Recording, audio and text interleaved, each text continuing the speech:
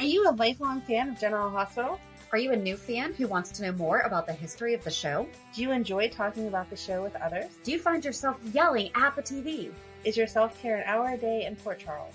If so, we invite you to join hosts Amanda Kimmel and Shannon Coach at the place where all the hidden conversations take place and secrets are revealed. Meet us at Pier 54, a General Hospital fan podcast.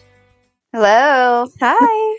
Welcome to the Port Charles 411. Today we are finishing Maxie Jones. This was fun to watch because I kind of sort of remembered all of it, but just to relive it, I didn't watch a single moment. You didn't watch a single moment? Oh, I Nope. didn't watch a ton, but I tried to hit like the main spots and I was like, oh, I remember that. I remember that. There's a lot of time that it wasn't like our Maxie playing Maxie because this was during the time that she was taking the breaks for maternity leave and health issues and stuff. And so I was like, oh, okay. Yeah, I remember now, but I don't think I had remembered originally because it wasn't our Maxie. But then seeing it play out, I was like, oh, okay.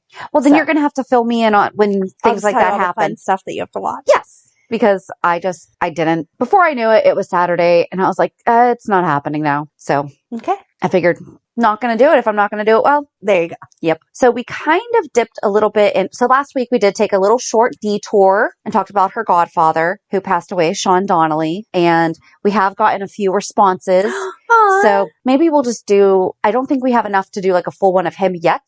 Okay. Or another full one of her yet. Guys, you can change this. Right. But if not, write us in. We can do them. Yeah. So, okay. Maybe that's something we could do every now and again if we don't get enough filler. Right. Or not filler, but like, things to fill in the gaps. Yeah. We can at least half and half. Got it. Yeah. Especially in this case where they are related. Right. There's a connection with them. It's not just pulling two completely separate characters. Yep. Yeah. Exactly. So we did slip in a little bit into 2011. We ended last week talking about when Lisa Niles was causing all that blah, blah, blah with Robin and Patrick and all that. I forgot how much I didn't like her. I did watch Lisa Niles. Yes, a couple minutes of that.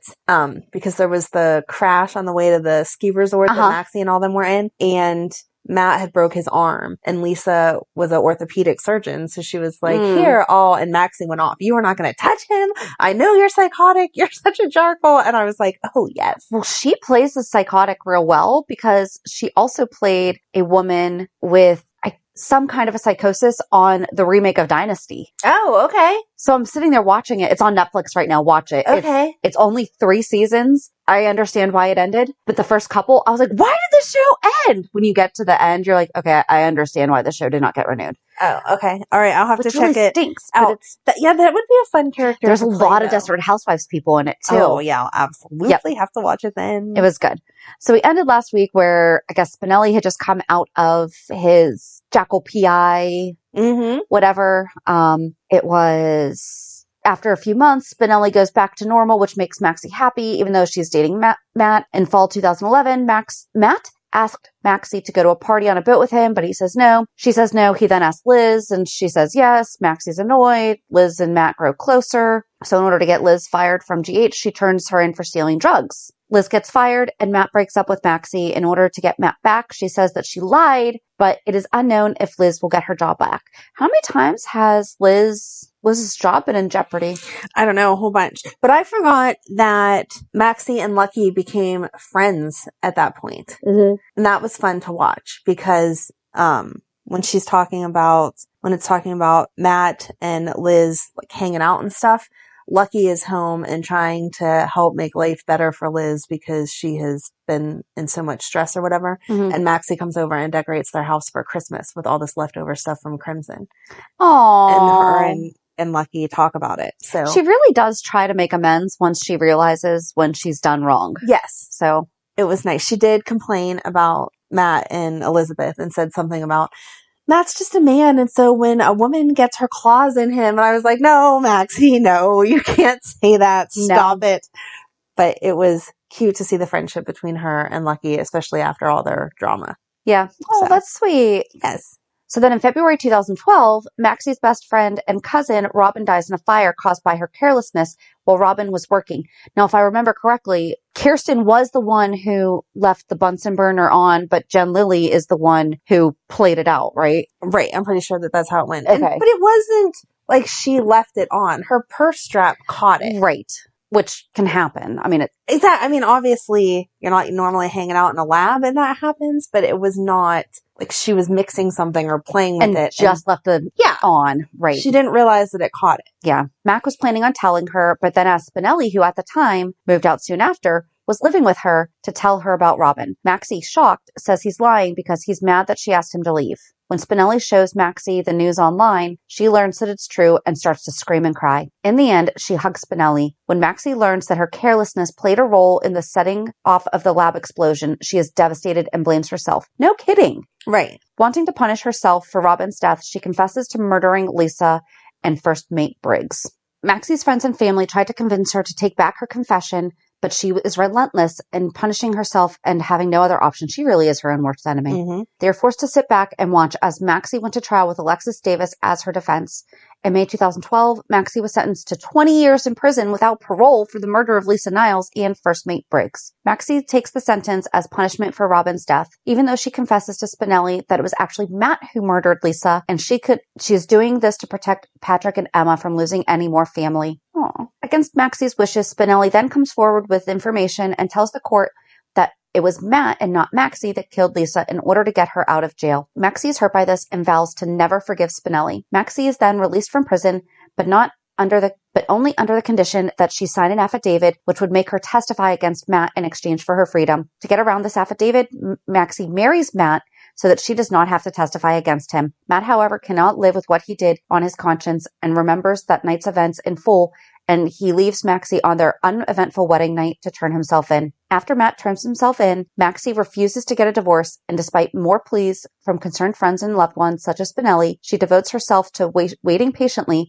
for her husband's release. Lulu helps Maxie adjust to her spouse's absence. Maxie forms a quick friendship with Patrick and helps him care for Emma in Robin's absence. I'm glad that never went anywhere because that would have been weird. Yeah, totally weird. On July 4th, 2012, Maxie discovers that Patrick is addicted to prescription pills, which he had been taking to get high so that he can cope with the death of Robin. That was so sad. That was. Yeah. On the night of the opening of the Haunted Star Club, which Lulu co-owns with Johnny Zakara, Maxie and Lulu follow a drugged Patrick who is having hallucinations of Robin and still high on pills, although he believed he had stopped. Lulu later confides in Maxie that Patrick called her Robin and then kissed her. Maxie then realizes that Patrick is taking the pills to cope with the loss of his wife, and together, she and Lulu convince Patrick to check himself into General Hospital to be treated for his drug use. Maxie tells Spinelli that they were only friends, and she feels like she had something more with Matt. Spinelli then reiterates that for years, he was Maxie's devoted and loyal companion and gave her unconditional love and support, and she writes him off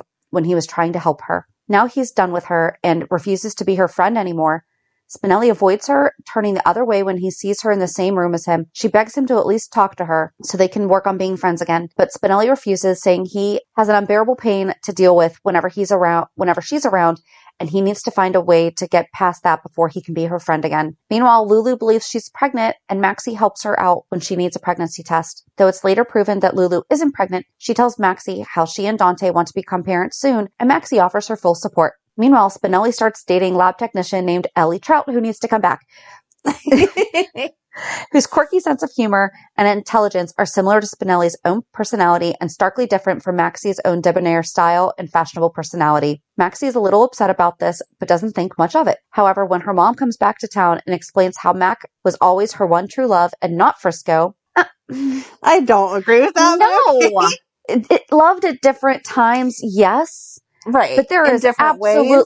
Yeah, right. One was based on attraction and lust, and one was based on friendship. But they still both led to love. Yeah, Frisco. Right. They both led to love. Absolutely. Yeah. And they could have had a long-lasting relationship. If he didn't run off every other day. Right. Mm-hmm. Oh, I don't like that. Okay.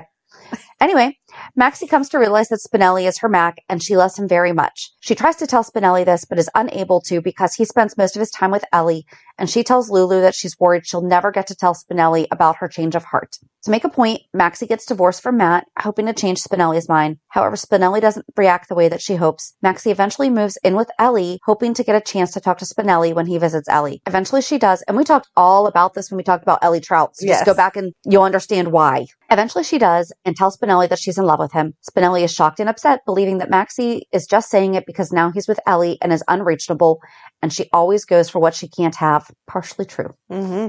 Maxie insists that she has changed and is not the same person she once was. Also true. Mm-hmm. She asks Spinelli for a second chance, but he tells her he can't wait for her anymore and is choosing to be with Ellie. Maxie is heartbroken by his choice, but decides she needs to accept it. To preoccupy herself, Maxie spends time with Lulu and finds out she and Dante are looking into surrogacy because Lulu can't carry a baby and they're not able to adopt. That sentence is a little misleading. They're not able to adopt because Lulu lied about stuff. Right. But go ahead. Maxie then offers to be a surrogate for Lulu and Dante when they don't have any luck in finding a suitable surrogate to carry their baby. Lulu is doubtful about this initially, but after having no luck with any candidates, she takes Maxie up on her offer. Lulu and Dante are about to have their embryos frozen and one is implanted. Wow. Lulu and Dante are able to have their embryos frozen and one is implanted into Maxie. On Christmas Eve, she starts to feel sick and calls Spinelli, who brings her to the hospital. Dante and Lulu arrive, and Maxie gives them the happy news that she is pregnant. Meanwhile, Maxie finds out Ellie broke up with Spinelli on Christmas Eve for leaving her alone on their date when he went to help Maxie. Spinelli has asked Ellie to meet him for New Year's Eve in order to give him a second chance, but Ellie doesn't want to. Maxie, though, convinces her to because she knows Ellie misses Spinelli a lot. After she leaves, Maxie ends up getting an unwelcome visitor in the form of a lost puppy. In her attempt to get the puppy out of the apartment, Maxie trips and falls and feels a twinge of pain in her stomach. She goes to the hospital to check to see if the baby's okay, and Maxie finds out that she has miscarried. She's disappointed in herself for not being able to help Dante and Lulu. I know. That is sad. And that was New Year's Eve, 2012. Right. Yes. That was when I was having Madeline. Madeline was a month old. That's when we met. We became friends that year. Yes. Yay. Maxie goes to the hospital rooftop where she finds Spinelli drunk. Next year's and our upset. 10-year anniversary. Oh, we should do like a girls' trip or something. We should. Okay. Get back to Maxie. We are such dorks. I just had my 10-year with my husband. Now I can have my 10-year with you. Yay. Do it. I don't know that I can outdo his gifts, though. Damn. It's okay. All right. Maxie goes to the hospital rooftop where she finds Spinelli drunk and upset. Ellie never showed up for their date, and Spinelli believes that Ellie has broken up with him for good. Maxie, upset herself, sits with Spinelli and later ends up taking him back to her place where they sleep together on New Year's Eve night, which was also, like, totally not happening because if you just suffered a miscarriage, you are not hooking up with someone. But okay. Nope. The next day, Spinelli thinks that maybe them together is a sign that he was meant to be with Maxie all along.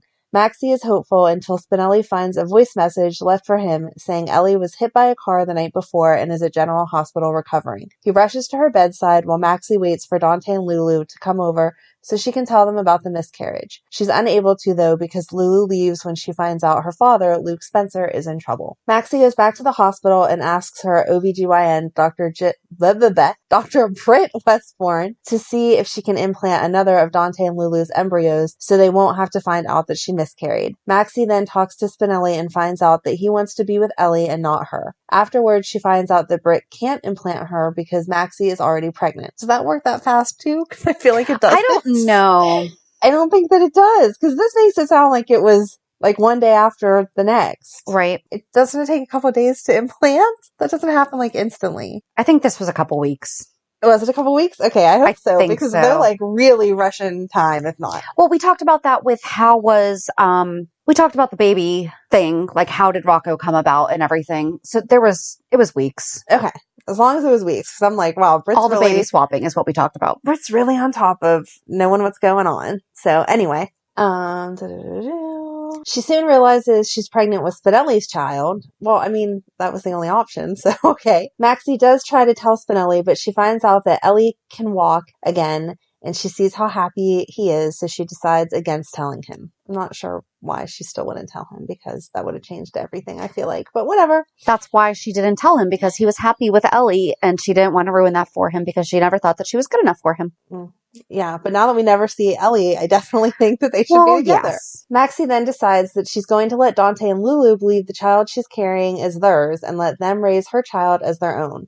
She then finds out that Spinelli told Ellie about their one-night stand and that she forgave him and is furious. Maxie's furious that he told her. Then Lulu overhears that they slept together and goes off on Maxie, but she eventually forgives Maxie for her indiscretion. Maxie ends up in trouble when her OB, Dr. Britt Westbourne, blackmails Maxie using her secret against her. Britt has just been dumped by Patrick. Bitter and resentful, she forces Maxie to help her sabotage the career of nursing student Sabrina Santiago. I love Sabrina. Who has a crush on Patrick and who Britt blames for their breakup with Patrick. Maxie later finds out that Britt was mean to Emma and Patrick found out and left her. Wanting to keep her secret, Maxie agrees to switch out medication bottles to make it look like Sabrina gave a patient the wrong medication that led to his death. Maxie is immediately guilt-stricken and upset at being forced to hurt Sabrina. Fortunately, though, her father Frisco finally comes to town and she confides the truth to him about her baby and Britt. Frisco gets Britt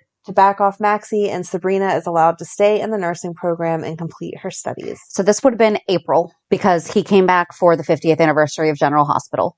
So yeah, definitely a couple weeks. There you go. That makes sense. Patrick and Sabrina resurrect the nurse's brawl. I cannot talk. The nurse's brawl. We should not be drinking wine. You've had 3 sips. It doesn't matter. Apparently, it's very much affecting me. Patrick and Sabrina resurrect the nurse's ball to honor Robin's memory. Maxie attends with her family and finds out that Frisco wants Felicia back, but Felicia has renewed her romance with Mac. Could we just mention that he sang at the nurse's ball, All I Need? Mm-hmm. And that was the best. It was the best. At the nurse's ball, things come to a head when Frisco asks Felicia to marry him. Felicia declines and tells Frisco that Mac is the man she wants to be with. Frisco walks out hurt, intending to leave Port Charles. Maxie follows him, wanting him to stick around for her sake. He doesn't, because he never does. Maxie is hurt when her father walks out on her again. She confides that he was able to keep the secret about the baby from coming out. Unknown to Maxie, Ellie overhears this conversation and wonders what secret Maxie is hiding. Have we asked why Maxie hasn't talked to her dad about this stuff with Louise? Because he would have totally helped her. Right, and they have been in contact with him in some ways because of all the Sean stuff, right? Right. So why would that have not come up? But if you are the daughter of an international spy guy... I was going to say international man of mystery, but that is Austin Bowers. International spy guy. I need a shirt that says that. Oh my gosh. With Frisco's hair as the outlines. There you go.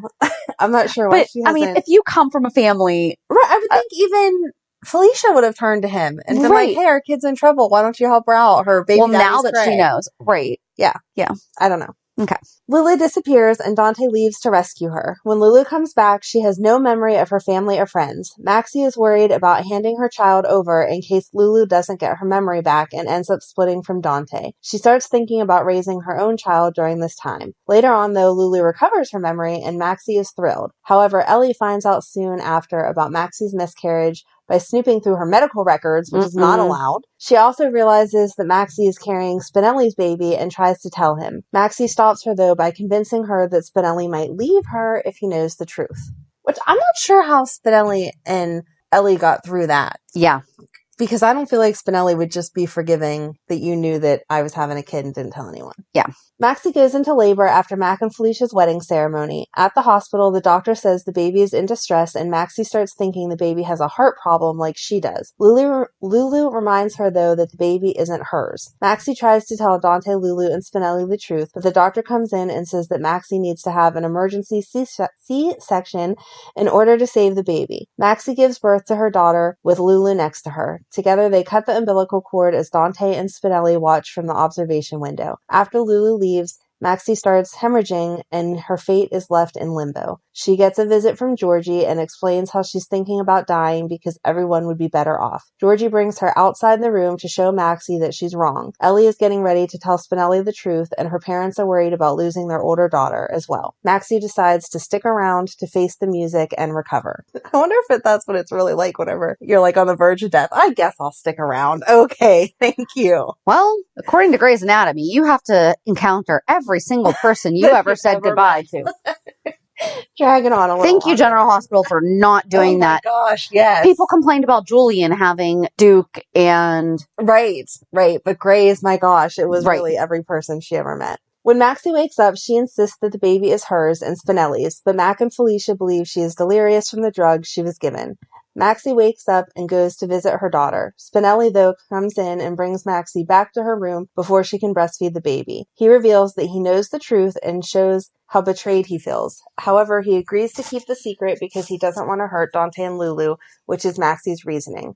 Dante and Lulu come to Maxie's room and say how they're concerned Maxie is too attached to their daughter and wants her to stay away. Maxie is not willing to accept that and agrees to go to counseling so they won't stop her from seeing the baby, whom Dante and Lulu named Connie. I felt like that was weird to name her Connie. Dante was not that close to Connie. But his mom was. But he wasn't. But he loves his mom. I know, but I just felt like that was maybe a middle name, but not the first name. True.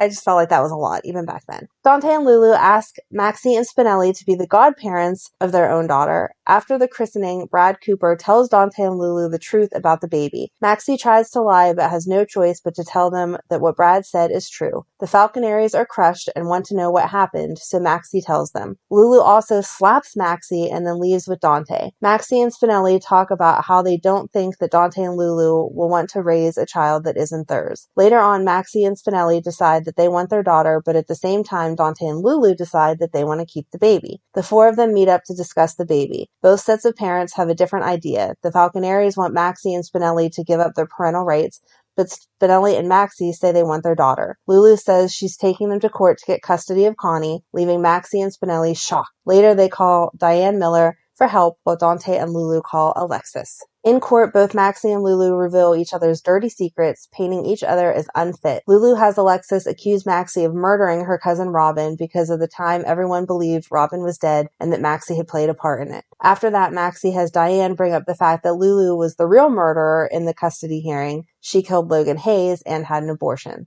Maxie also has Diane ask Lulu about the fact that she was planning to run away with Connie, a fact that Lulu blurted out to Maxie in a moment of anger. Lulu claims Maxie's lying, which she wasn't. After everyone testifies, the judge adjourns to make his decision, but soon comes back with his decision. Maxie loses custody of baby Connie as the judge declares her unfit to be a mother. Instead, he gives Spinelli sole custody of the baby. Maxie can't go within 20 feet of her daughter for a period of 6 months. Maxie tries to violate the court order by showing up at Spinelli's doorstep on the pretext of giving a gift for Connie, but wanting to be able to spend time with her daughter. Spinelli, though, refuses and is adamant Maxie leaves because if he lets her near Connie, Maxie will be sent to jail and Spinelli will have Connie taken away from him. Maxie refuses, though, to stay away from her daughter, but Spinelli shuts the door in Maxie's face and she walks away dejected. That was like the worst sentence. I know we've talked about this like 100 times, but every time I hear it, it makes me so mad. It's hard. I don't even think that would ever, I can't even imagine what you would have to do for that to be the sentence. Like not even supervised visits. Come on. Maxie goes to Georgie's grave and reveals that she's depressed over not being able to see her daughter and is planning to swallow enough pills to commit suicide. Before she can, though, Robin shows up and Maxie thinks she's a ghost like Georgie, trying to stop her from killing herself. Robin, however, slaps her and Maxie realizes Robin is alive and they are in person.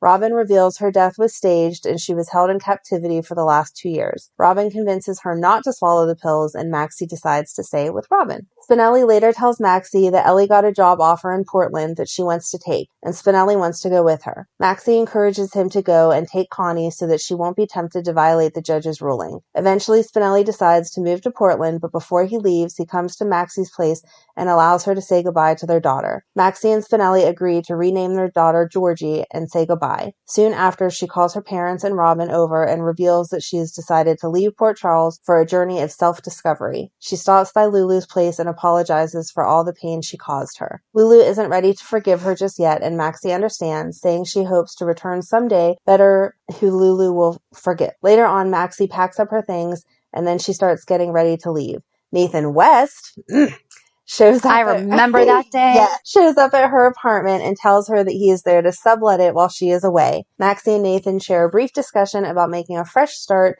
in the new year and past mistakes before she leaves for her eat, pray, love journey. Maxie returns home on April 8th with her boyfriend Levi, and is greeted by Nathan. A few days later, Maxie meets Rocco and makes up with Dante and Lulu. In May, Maxie goes to the nurses' ball and with Levi and does a number with Lulu and others. Maxie gets a court order regarding her daughter, but decided not to go because she has come to terms with not seeing baby Georgie. She later changes her mind and decides to fight for her daughter. When Maxie goes to the judge to request another hearing, the judge denies it and says that she can't be trusted with an appointment, let alone a child. So he adds 6 months to the custody ban. But Nathan lies to the judge and says that he threw Maxie's custody hearing summons away, so the judge gives her another chance. Again, super harsh, but okay. Mm-hmm. Maxie and Levi get into a huge fight about Georgie and about him not caring about Gabriel's death. After their fight, she runs into Nathan and they talk about their bad day. They go to the floating rib and talk some more about Rick and her fight with Levi and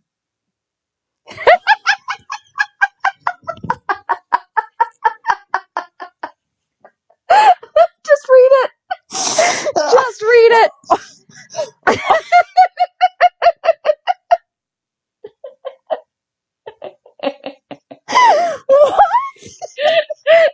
Do you remember this? Because she was supposed to be vegan because she was with Levi. Yep.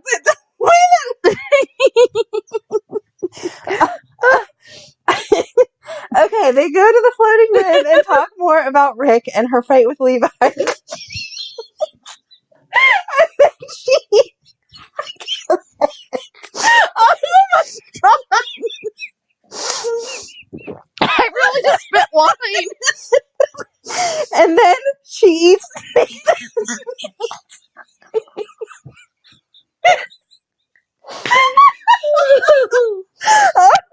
my God. We really couldn't have written his steak, his hamburger, his ribs. She ate his ribs.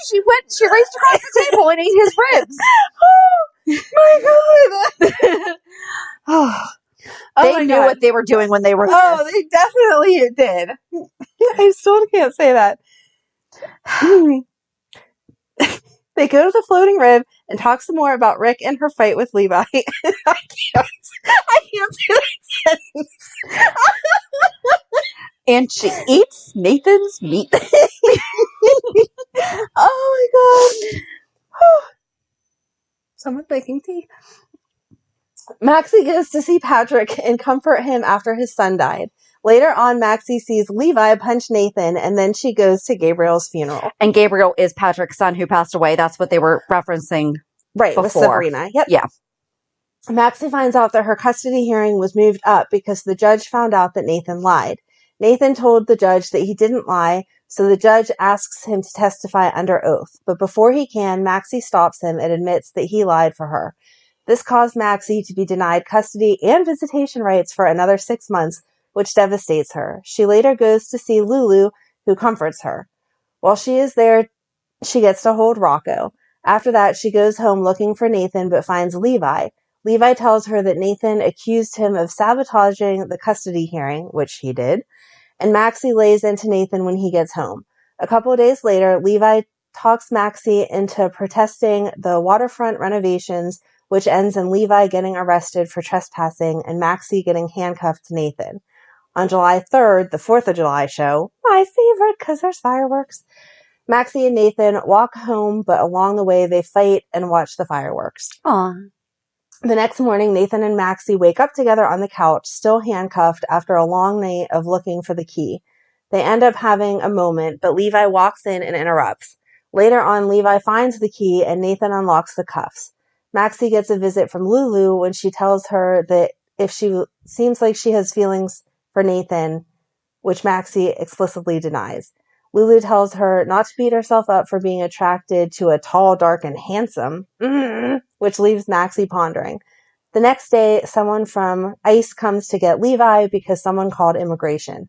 Maxie accuses Nathan of calling immigration, but Nathan says that he told Dante and Mac had said something about wanting Levi deported, so she confronts them and finds the number on Nathan's phone and kicks him out of the apartment. Maxie suggests that she and Levi get married, and he agrees. She asks Lulu to be her matron of honor and she is hesitant at first, but eventually agrees. I hate Levi. I hated Levi that whole time. He was really creepy.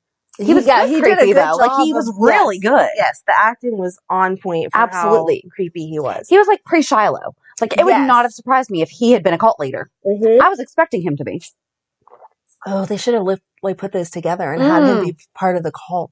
That would have been great. looped back, because been then they like, could have taken it back to Levi's dad. And yes, like all of that. Yep. Oh my gosh, it'd been so good. yes. They should keep that door open somehow. In August, Maxie is getting ready for her wedding when Mac walks in and tells her that Nathan has feelings for her. Later on, Lulu goes to see Maxie and she asks her how she feels about Nathan, and she says that she has no feelings for Nathan. When Lulu tells Maxie to look her in the eyes and say that she has no feelings for Nathan, she says, I don't have feelings for Levi. Maxie says she made a mistake and meant to say Nathan. Maxie starts having doubts, so she goes to see Levi, but he is already waiting for her at the altar. Maxie walks down the aisle anyway and is about to say I do when she has second thoughts, but Levi talks to her and makes her change her mind. They get back to the ceremony and Maxie says I do. However, just as they're about to be pronounced man and wife, Nathan walks in and says that Levi is under arrest. Nathan tells Maxie that Levi is a con man, and then Levi puts a gun on Maxie. She and Lulu are both kidnapped by Levi and his accomplice, the so-called ICE agent Jeffrey Scriber, but Nathan promises her that he will find her. Later on, it is revealed that Maxie, along with Lulu, were forced onto a boat at gunpoint and taken to a cabin in the woods. While being forced onto the boat, Maxie talks the whole time, saying that she has friends down at the PCPD and that she wasn't Levi's wife. Levi and Scribner also sunk the boat to make it look like the girls had drowned. When they get inside the cabin, Maxie and Lulu talk about how the men are going to find them and blow Levi and Scribner's heads off. Maxie is later seen getting out of the knots that she was in and freaking out when she doesn't know where Lulu is. Levi puts his gun on a box and she tries to reach it, but she can't. When Lulu finally comes back, she sees the gun and grabs it. She points it at the men, but she can't shoot because Levi pulls the gun on Maxie again and threatens to kill her, so she puts it down. When the two women are tied up again, they talk about how they will get out of this because they are strong and they both have children to go back to. Maxie brings up the fact that it's Georgie's birthday and she should be there with her. Later, Maxie tells Levi that he was no good, so she misses all her kids' birthdays. I wasn't going to say it, but you realized it. Yep. Her fault. Sorry. Later, Maxie tells Levi that he was no good in the sack and that she never had any fun. This is like the craziest recap we've ever read. The girls try to convince the men to let them go, but it turns out Levi has no intention of letting them go. It is revealed that Levi shot Scribner and took the girls to his house. The next morning, Maxie is tied to a chair when Levi walks in with breakfast. When her gag is removed, she starts screaming for help, but no one hears her. She and Lulu find out the reason they were taken was personal. They continue to wreak havoc for Levi. Maxie tries to get him to let Lulu go, but they find out that Lulu is part of it as well. Maxie and Lulu continue to get on Levi's nerves, so he throws his phone at her cup. Levi starts to insult Felicia, and Maxie wants to know why. Levi says that Felicia screws everyone over when it comes to Frisco. Maxie continues to question him and gets so angry that he leaves the house without his phone. When Lulu notices the phone on the floor, Maxie tries to pick it up with her feet, but she can't. It is revealed that Mac insisted one summer that she and her sister Georgie go to a soccer camp, so she uses that to kick the phone in the air and it lands right on Lulu's lap. Wow, that was a random fact. Yeah. Well, that's how she, let alone, I don't know about you, don't you find after, at least for me, by being pregnant, I can pick up a large amount of things with my feet. Mm-hmm. Okay. Mm-hmm. So it is a skill that comes with pregnancy. Mm-hmm. Is your feet become, is that dexterity? Your feet dexterity? Sure. I mean, I know they get bigger as you get pregnant, but the joints like loosen up. So, but yeah, I mean, I picked up everything with my toes because I couldn't bend over. So, I mean, it's just a mom thing. I don't know if it's actually something that changes in your body. You should get a little more creative. Lulu is then able to call Dante. Nathan is there and asks if Maxie is there, and she says yes and that she's fine. The girls try to explain where they are while the guys trace the call. They also find out Levi's real identity and the reason for kidnapping them. Sadly, Levi catches them and ends the call. Maxie then starts in on how they know that he is really Peter Harold Jr., and he explains that he wants revenge and that what goes around comes around. Maxie tells Lulu that Nathan showing up on her doorstep the night she was leaving, all kind and shy and gorgeous, was her cosmic message. She admits that Nathan is the hottest guy she has ever met.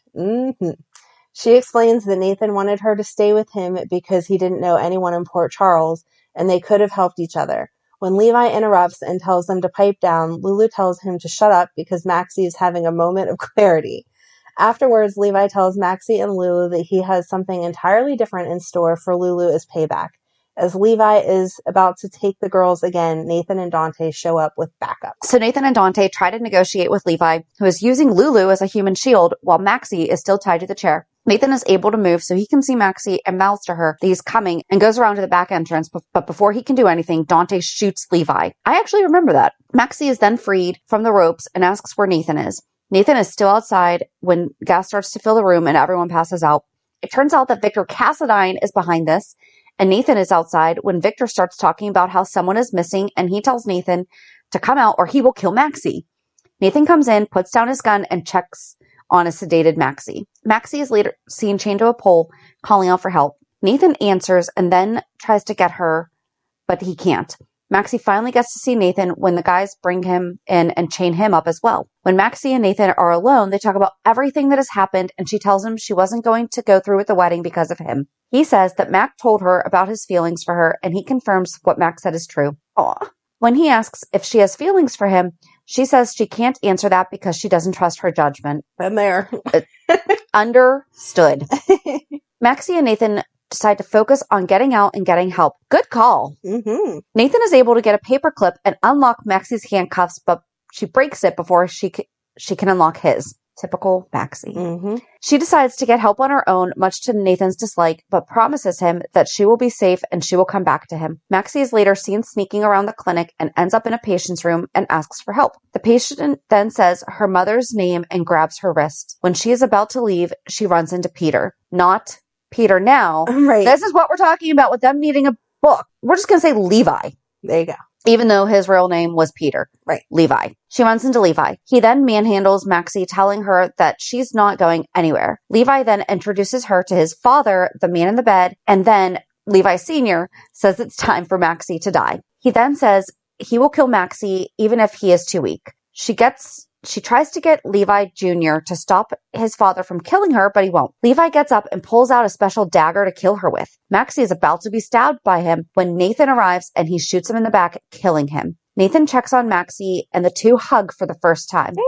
I mean, she's already eaten his meat and been tied up with him. It's about time they hug. Nathan and Maxie are about to leave when Levi attacks Nathan and they start fighting. Levi gets the upper hand and is about to shoot Nathan when Maxie stabs him in the back, killing him. Then Nathan and Maxie share their first kiss. They continue to kiss and then pull away. That is kind of gross to be so passionate over a guy you just killed. Whether or not he deserved it. I don't That's know. a little Nathan's pretty hot. True. But I mean, afterwards Nathan teaches Maxie how to handle a gun and then they leave. You know, shooting lessons, then you go. Nathan and Maxie then end up in a room with two unconscious guys and they hear noise that they find out is going off because the building is about to self-destruct. Nathan and Maxie find Dante and Lulu, and while they're finding their way out, run into Anna and Obrecht. Maxie and everyone else heads for the door, but it's locked as well, so they all agree to shoot at the door in order to break the lock. Nathan and Dante kick the door open, and everyone is free, but not long after the clinic blows up. So there you are. There's Crichton Clark blowing up. Okay. Because that was that whole scene where they all did the perfect shot and you're like, really? They haven't handled guns before, but yet it's lined up perfectly. Right. Later on, Maxie arrives at the PCPD and is reunited with her parents. She gives Felicia the dagger and explains that Levi Sr. was going to kill her with it, but Nathan saved her and that she saved Nathan by killing Levi. She also tells them that Nathan came right out and told her about his feelings for her. She goes on to tell them that Nathan deserves someone who trusts her judgment. Mac asks if that's it. There's no hope for Maxie, but Maxie says she wouldn't go that far and then thinks about the kiss. Swoon. After she finishes talking to her parents, Maxie runs into Nathan and tells him that her parents were insisting that she stay at their house tonight, but that he is welcome to stay at the apartment, to which he says he might take her up on that offer. Then Maxie says it's going to be weird not being around him after having been locked up with him for so long. And he says that maybe they better come off that gradually, like come off from being locked up. Right. Not Still just immediately move in together. Yeah.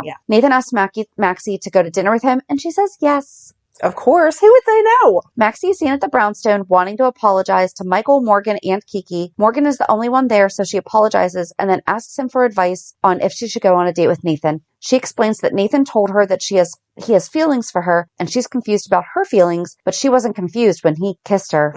Morgan tells her that the worst days The worst days when you are in love are better than the best days when you're not. Aw, Morgan was so sweet. Yeah, Morgan also says that she probably knows a lot more than she's leading on, and she needs to make the decision herself. Afterwards, Maxie runs into Nathan outside the commissioner's office. Nathan says that he was just thinking of her, and she says, same here. He asks her if their date is still on, and she says that she's here to give him an answer in person. She tells him that she can't go out with him at all because she needs to be alone, so he gives her a proposition. He will be at the Metro Court, and she shows up great. If not, that's okay. Later on, she tells Lulu about the date, and Lulu tells her to go. When she shows up just as Nathan is about to leave, their date goes well until Judge Walters interrupts and tells them that if Maxie wants to see her daughter again, she can no longer see Nathan. Right? Nathan and Maxie part ways later on. A few days later, Maxie confides in Lulu about the disaster that her and Nathan's date turned into. Later, Maxie runs to Nathan at the gym, and they talk about Obrecht, and then they part ways again. I think at this time, he didn't know that Obrecht was his mom. Right. Maxie is seen later helping to plan Carly and Franco's wedding with Lucas and Bobby. She also talks to Lucas about her and Nathan. Then she and Lucas carry Joss, who is in her corn costume, out of the run. So then she and Lucas wind up taking Joss, who's in her corn costume, to Windermere for Beggar's Night and to see Spencer. And while there, Maxie tells Lucas about how much she misses Nathan. She then goes to Kelly's, where she sees Nathan and Diane. She then leaves to find out that Diane can't help her and Nathan because they had gone and been like, how can the judge say that we cannot see each other? Right. A few days later, Maxie is at Carly's texting Nathan, and she talks to Lucas about Nathan and Georgie. Maxie and Lucas also talk about Brad, and then Franco shows up to collect his things. Maxie and Franco exchange heated words, and then he leaves. In December, Maxie is seen at Kelly's preparing for her custody hearing and worrying about Nathan. Lulu shows up, and they talk about their men being at Pentonville. Why was Dante at what? They continue talking about Nathan, and they talk about Georgie. After Lulu leaves, Maxie continues to worry about Nathan. Patrick arrives, and Maxie and him chat about Maxie's custody hearing. Lulu later calls to tell Maxie Nathan has been shot by a gunman who is holding Sam Morgan hostage. Maxie runs to get her things and rushes off to the hospital with Patrick behind her. Maxie arrives at the hospital and barges into Nathan's cubicle with Obrecht behind her. She holds Nathan's hand and asks him if he's okay. Nathan tells her that he's fine and that she has to go. Maxie says she's not going anywhere. Maybe he did know at this point that Obrecht was his mom. Because why was Obrecht with Maxie then? Right. I can't remember when exactly. We'll have to do all. Oh my God, Obrecht. Yeah. And she hasn't even been on that long. Right. Later, Maxie delivers flowers to Nathan from Britt. Yeah, she would have had to have known. Right. Well, no, because worst case, they were cousins. Mm-hmm. So they always knew they were related, just didn't know they were. Okay. There, a nurse almost catches them making out. On December 16th, Maxie is at the courthouse thinking about how Judge Walter said she is not fit to be a mother. Later, Nathan and Maxie are FaceTiming each other, and Lulu shows up. Nathan wishes Maxie good luck. Maxie gets a call from Dante telling Maxie she cannot... Yep. Maxie later gets a call from Diane telling Maxie she cannot make it to the hearing because she was caught up at another trial. Maxie starts to panic, but Alexis Davis comes to her rescue and tells her she'll be filling in for Diane. Later, Judge Walters arrives and the hearing starts. Judge Walters says that Maxie has met every requirement to see her daughter, except he says that he has warned Maxie to stay away from Detective Nathan West, which she has failed to do. Maxie says she doesn't know what he's talking about. Judge Walters says he saw them together at the hospital when he was picking up Monica Quartermain for lunch. That's right. Yes. But Maxie says she was volunteering and it was coincidence that she was in Nathan's room. Walters also refers to the time where Maxie and Nathan were spotted at the gym together and calls guard Jamie Callahan to confirm, which she does. A public gym. Right. Exactly. Craziness. He also refers to the time they were spotted at Kelly's together. Okay, I can't help you there, girl. Judge Walters denies Maxie visitation for the third time. Ridiculous. Yes. Alexis says she's going to appeal. Later, an upset Maxie visits Nathan and tells him Walters denied her visitation because he saw them together. Nathan later comforts Maxie and promises her that she will see Georgie in time for Christmas. Aww. I know. Later on, Maxie shows up to visit Nathan again. They play Connect 4, but Nathan is distracted because it was the day of Nina's hearing. He later gets a call from Alexis saying that Nina avoided Pentonville and Judge Walters called her with news regarding Georgie. Maxie thinks it's something negative and says Walters probably added another 6 months for visitation, but Nathan convinces her to go to the courthouse and they kiss. Maxie heads off to the courthouse, and there Alexis tells her the judge reversed his decision and Maxie gets to see her daughter. An overjoyed Maxie rushes to the hospital to tell Nathan the good news. Nathan is happy for her. Maxie wonders if Nathan had anything to do with it, but he denies it. Later on, Nathan and Maxie exchange Christmas gifts early because she is going to be in Portland for Christmas. Maxie gives Nathan a floating rib card, to pay back all that meat. and Nathan gives her these expensive shoes that she's been wanting since the spring. Maxie is pleasantly surprised and tells Nathan that these must have cost him a fortune. Nathan says he's been saving and Lulu helped him track them down. Aww. Nathan helps Maxie put on the shoes and she talks about how beautiful they are. Oh, it's like Cinderella! Maxie and Nathan share a Christmas kiss. Nathan tells her she should really get ready to go to Portland, and he tells her to be home by New Year's Eve, and they can make new memories in 2015. Maxie says it's a date, and they kiss again. On December 24th, Maxie is reunited with Spinelli and her daughter. On New Year's Eve in Portland, Maxie discovers her flight has been canceled due to fog.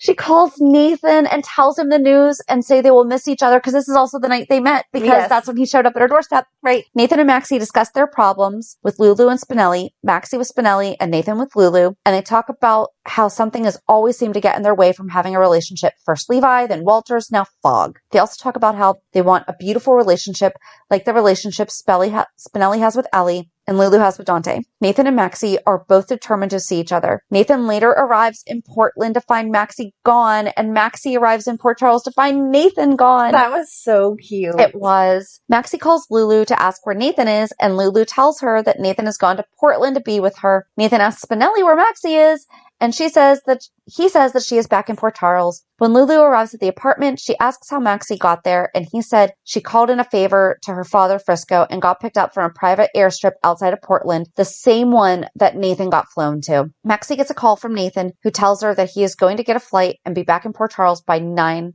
o'clock. Later on, Maxie asks Lulu to help her pick out a dress, and Lulu tells her to wear the blue one. Maxie arrives at the airport to pick him up, but Nathan's flight has been diverted. Oh my God. And he's at Beecher's Corners. Maxie says she is coming to pick him up, while Nathan says he will take a cab to the apartment. They call it the call had a bad connection. Nathan arrives at the apartment to find Dante and Lulu eating the ribs they bought for Maxie and his date. While Maxie arrives at Beecher's Corner Airport to find no Nathan. Nathan calls and says that he's in the apartment. Maxie tells him that she can't drive back because they towed her car away, and Nathan tells her to take a cab. That's an expensive drive. Yeah, it is. I mean, if the airport is far enough away that you can safely land, Right. like, that can't be a cheap cab drive. Right. Maxie later calls to Nathan that her cab broke down. Minutes until midnight, Maxie arrives at the apartment to find no Nathan yet again. And right at that moment, Nathan calls and says he went to pick her up. Maxie tells him the tow truck driver drove her back to her apartment. Maxie said at least they tried, and then someone knocks at the door and Maxie opens it and it's Nathan! Maxie hugs him and he says, I guess I wasn't so far away after all, and they kiss. Maxie asks him if this is really real, and he is actually there, and he says it's New Year's Eve. Where else would he be but at her door? And they share a midnight kiss.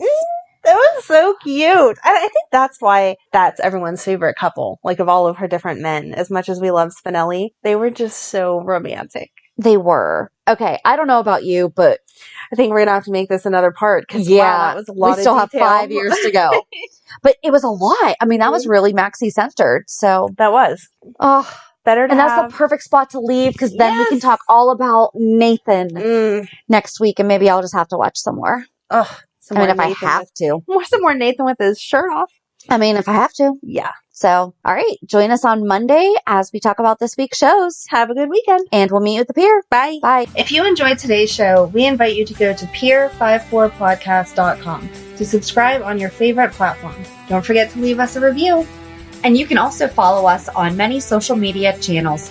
Just search for Pier 54 Podcast. Also, we are not perfect, so if there is something that we missed or messed up, just let us know by emailing us at pier54podcast@gmail.com.